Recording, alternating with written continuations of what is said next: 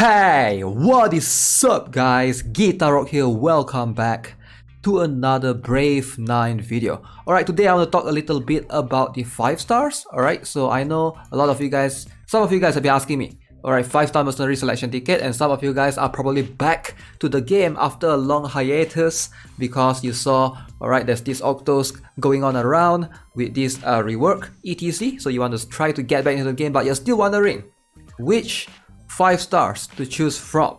Alright, so we all know the hype is all surrounding the Octos and stuff, but we're gonna have the World Arena in about 1 to 2 weeks time, I believe. Okay, so that is going to be a very key determining factor right here. If you build the correct 5 stars, hopefully you won't struggle as badly in the World Arena because you're only limited to 3 legendaries, unlike in the regular arena where you can place all 9, you know, like legendaries, Octos, 6 devils, whatever that you have, alright? With all the hype surrounding the Octos and stuff. So let's try to shift the focus a little bit to talk about the 5 stars and which one I think is the best one, in my opinion. Alright, so this is all, please take it with a grain of salt. I'm going to give you my own personal reasonings behind the choices and stuff.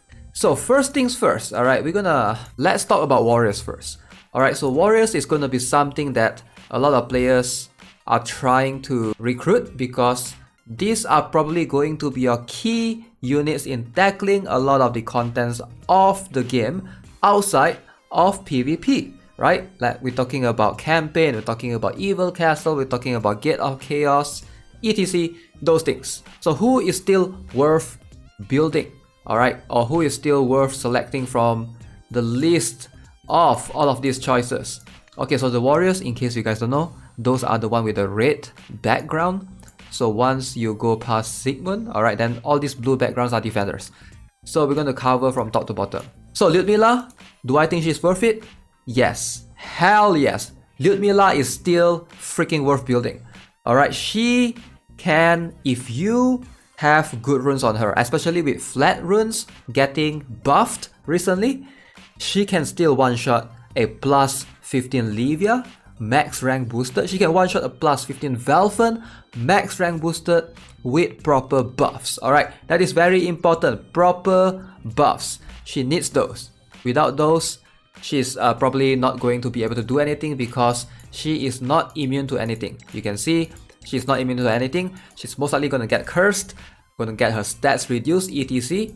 Now, what's her optimal skill level? I still think plus 12 is probably the best one, alright, because you get this, which is a permanent taunt ignore, and you get this 250% times the current HP. But obviously, if you go all the way higher, you do get some benefits all the way to plus 15. But I would say plus 12 is a good stopping point, alright, if you really want to invest in her. Get her to plus 12 before you start using her in your formations and etc.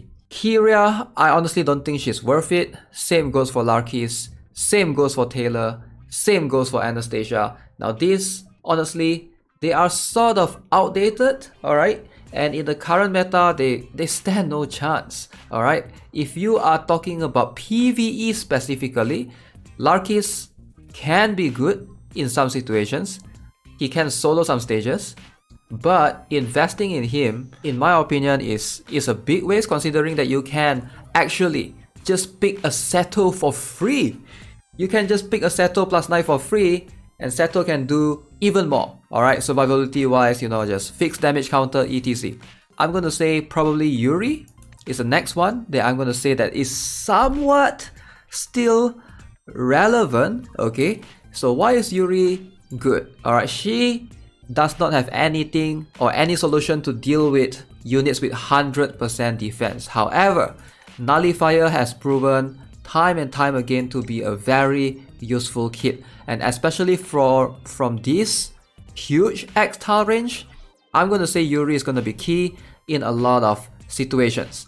Alright, so plus 12 again is probably a very good stopping point for her because you do get this hunting instinct, which can guard her from 2 times of damage, alright, 2 sources of damage.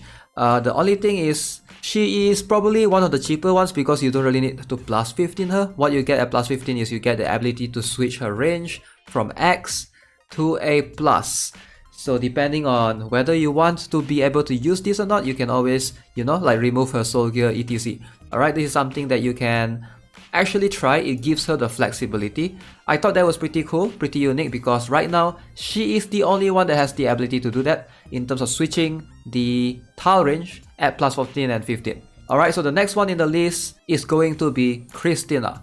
So why do I think Christina is worth it? Especially with Galania right now, Christina can do a lot of things. Alright, so, and I'm trying to like narrow down the perspective of not just in PvP, and I'm talking about from PvE standpoint of view as well. Multi-hit is just something that is very rare. Alright, she is the only one that has the ability to hit 5 times in the entire freaking game.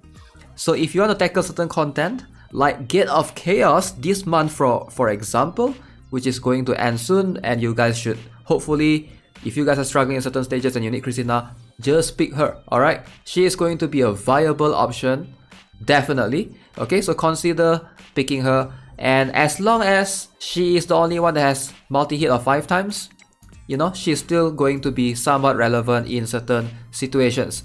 Now in Arena and Guild Wars, you can sort of make her work. She dies to a lot of things like Seto and stuff, but with Galania being present right now, if you buff her with Galania, she is just absolutely insane. Alright, that is something that you want to keep in mind.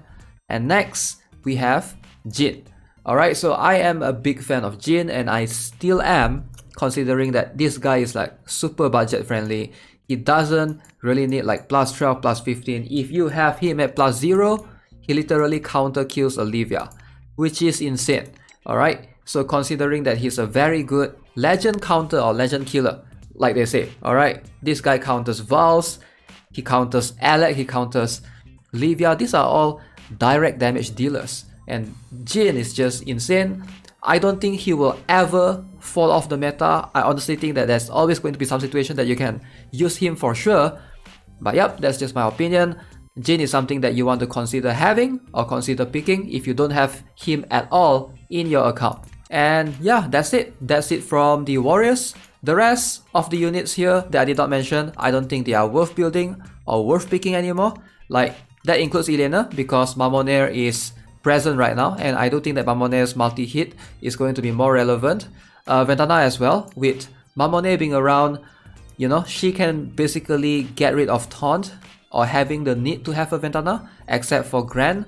But even then, Galania is still present, so Ventana is not like a solution, permanent solution to Galania buffed Gran at all. So yeah, investing in Ventana plus 15, that's a huge investment. I wouldn't want to recommend new players to go that route. So next, let's talk about defenders. Now this is quite complicated actually, alright? But there's only a few couple of options that's like worth picking in my opinion. Alright, the first one, the most obvious one, is going to be Cecilia. Every single account out there needs a goddamn Cecilia. Please, if you don't have Cecilia, please pick her. Please pick her. Get her at plus 0.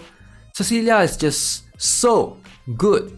She is the only unit in the game that has this particular skill, AoE absorption. This is very good in countering a lot of units with huge tile range. Alright, especially with Velfen plus 15. Have you seen Velfen's range?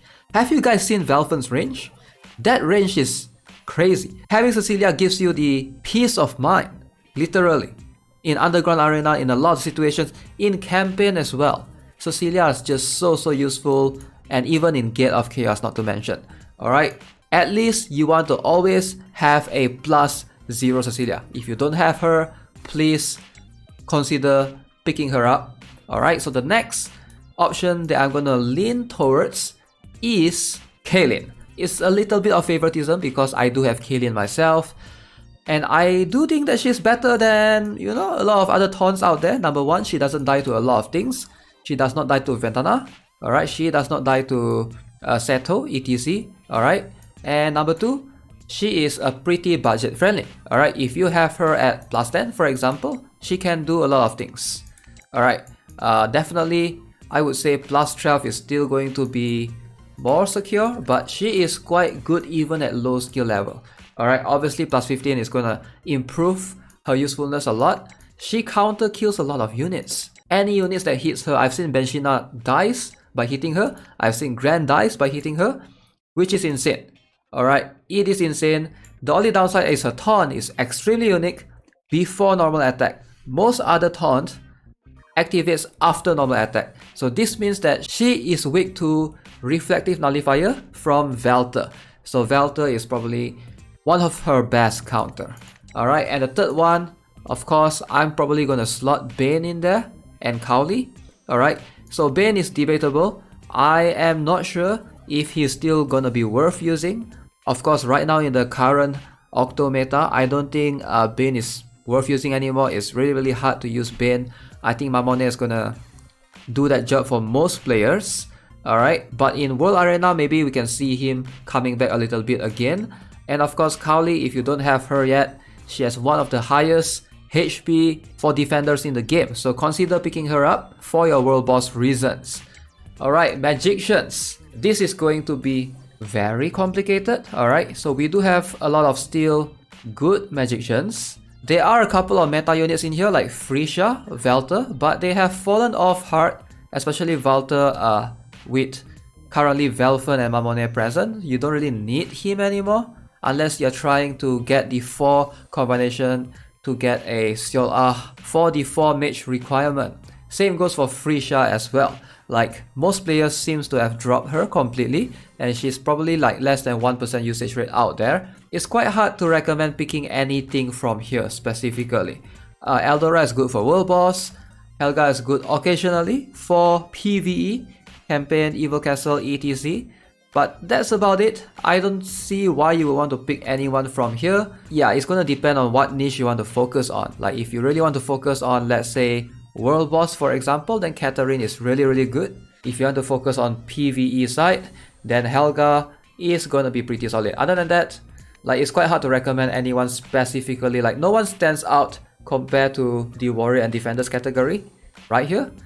Alright, so let's move on to supporters last. Now, I'm gonna tell you who I think is the most relevant still. Veronia. Alright, so in my opinion, Veronia is still really strong. Okay, in the age of what we have right now with Mamone and Velter, almost every single unit has Reflective Nullifier. And Veronia is going to serve a lot of purpose in trying to give you irremovable buffs. Alright, her buffs cannot be removed, so which is insane. It cannot be nullified. It gives insane boost to an ally. So yeah, you will see a lot of Veronia being used for sure. And then we have Floria, alright, for World Boss reasons, and she's actually really solid in Gate of Chaos this particular month as well. So definitely, I would say if you don't have her, consider picking her as well, because I think she's worth the investment in the long run, because in the future, there might be some situations where you can benefit from her HP boost, and right now, there's no other mercenary that can give her HP increase. Alright, so this HP increase skill is just insane. It's something that you can consider using more and more in the future, I suppose. Alright, if you're a veteran player and you're looking to improve your team, especially in Guild Wars, then Albion is definitely a good choice. Alright, Albion, extremely cancerous, especially with Mamone combo going on around. And lastly, Seol, if you really want to lean towards the 4 Magicians, especially with Velfen being viable right now, alongside with Livia, Celia, etc. Seol is just a good one. She is a good choice for sure. You can consider using her, and in a lot of cases, she might be able to replace Raphithia in some of your formations. So definitely, if you are looking to invest in any of these units, those would be the choices that I would pick. Now again, these are going to be my own personal preference based on my experience using them, and of course looking at the current meta. Let me know what you guys think in the comments below. As always, if you haven't already, subscribe to the channel, give this video a like, and I'll see you guys in the next one. Have a nice day. Goodbye.